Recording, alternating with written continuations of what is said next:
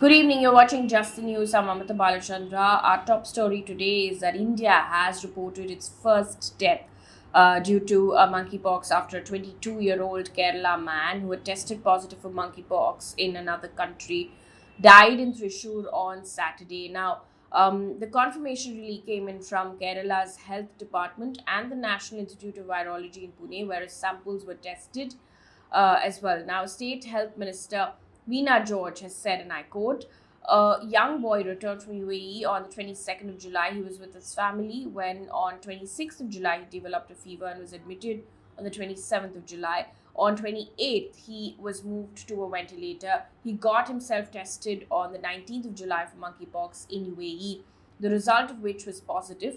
The person died on the 30th of July. Health department's teams were sent there. Samples were sent to the NIV and the test results showed that it was positive, end quote. Now, as a precautionary measure, earlier this month, the state government had issued standard operating procedures for isolation, sample collection, and treatment of those infected or showing signs of the disease. So far, across the globe, 4 monkeypox deaths have been reported outside of Africa. According to WHO, monkeypox is a viral zoonosis with symptoms similar to those seen in the past in smallpox patients, although it is clinically less severe. Moving on from the story now, the Enforcement Directorate arrested Shiv Sena leader Sanjay Raut last night in a case of alleged money laundering case linked to a redevelopment of a chawl project in a northern suburb of Mumbai. Now, a special court today granted Sanjay Raut's custody to the Enforcement Directorate till the 4th of August. The ED had asked for 8 days custody. ED's lawyer alleged that Mr. Raut was summoned 4 times, but he appeared before the agency only once. Raut, however, has denied the allegations. Reacting to this, former Maharashtra Chief Minister Uddhav Thackeray has said, and I quote, "Where is democracy if you're relying on the Enforcement Directorate and the Central Bureau of Investigation?" End quote. Now, the summons to Mr. Raut had come amid a political crisis in Maharashtra and within the Shiv Sena after a faction led by MLA Eknath Shinde rebelled against the previous Mahavikas Aghadi government, a coalition of the Shiv Sena, Nationalist Congress Party, and the Congress. Meanwhile, some tragic news coming in from Madhya Pradesh, where at least 8 people have died in a massive fire that took place at a private hospital in Jabalpur. Now, all people trapped inside were rescued. According to the police, the fire appears to be caused due to a short circuit. ANI reported that Madhya Pradesh CM has announced a compensation of 5 lakh rupees each for the families of those killed in the fire. Meanwhile, in West Bengal, Chief Minister Mamata Banerjee has announced the formation of 7 new districts in West Bengal: Sundarban, Ichamati, Ranaghat, Bishnupur, Jangipur, Behrampur, and 1 district will be named in Basirhat. Now, at present, the state has a total of 23 districts. With this, the total will go up to 30. Also, according to ANI, the Chief Minister has said that 4 to 5 new people will be inducted into West Bengal cabinet during the cabinet reshuffle that's set to take place on the 3rd of August. Now, Ms. Banerjee added that there are currently several departments in which no one is at the helm.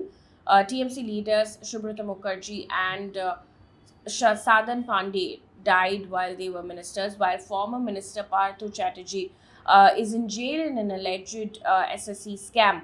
Now, Partho Chatterjee was removed from all TMC posts and the cabinet as well. Meanwhile, in Andhra Pradesh, Telugu Desam Party founder and former Andhra Pradesh Chief Minister N.T. Ramarao's daughter K. Uma Maheshwari was found dead at her Jubilee Hills residence in Hyderabad this morning. Officials said that it was a case of suicide. A case has been registered and further investigation currently is ongoing. Updates on what's happening in the parliament. While replying to Lok Sabha members during a debate on price rise, Finance Minister Nirmala Sitharaman said, and I quote, "I would like to say there is no question of India getting into stagflation or what it is called in USA technical recession. There is absolutely zero probability of India slipping into recession," end quote. Now, this comes after the opposition hit out at the centre over fuel and food inflation and GST implementation. Even while the speech was going on, Congress MPs staged protests and walked out of the lower house of the parliament. Also, Lok Sabha Speaker Om Birla has revoked the suspension of Congress MPs Manikam Tagore, Ramya Haridas, Jyoti Mani, and T.N. Pratapan today. Now, this comes after Parliamentary Affairs Minister Prahlad Joshi moved a motion seeking an assurance from the opposition members that they will not use placards inside the House. The four-party MPs were suspended on the 25th of July for the entire session by the Speaker for carrying placards inside the House while protesting against price rise. Also, the Parliament today has passed a bill which seeks to ban funding of weapons of mass destruction and also empowers the centre to freeze, seize, or attach financial assets and economic resources of people engaged in such activities.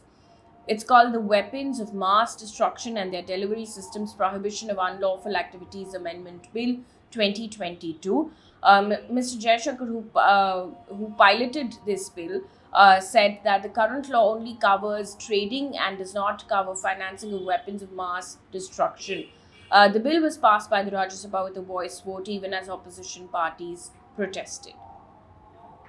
On to business news right now. The centre has announced that 1.49 lakh crore rupees gross GST revenue was collected in July 2022, making it the second highest amount of revenue collected since the introduction of GST. This is the sixth time that the monthly GST collection crossed 1.40 lakh crore rupees.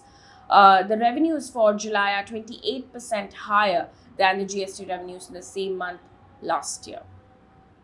On to news coming in from across the globe. New Zealand has fully reopened its borders to visitors for the first time since COVID began in March 2020. Now, immigration authorities will now begin accepting visitors with visas and those on student visas again as well. The country's maritime border has also reopened. And our good news for the day, an update on what's going on in the Commonwealth Games 2022. This is our medal tally so far. India ranks 6th on the table with 3 gold, 2 silver and a bronze medal, making it to a total of 6 medals. Australia is at the top with a total of 50 medals. That brings us to the end of this bulletin. Thank you so much for watching. Good night.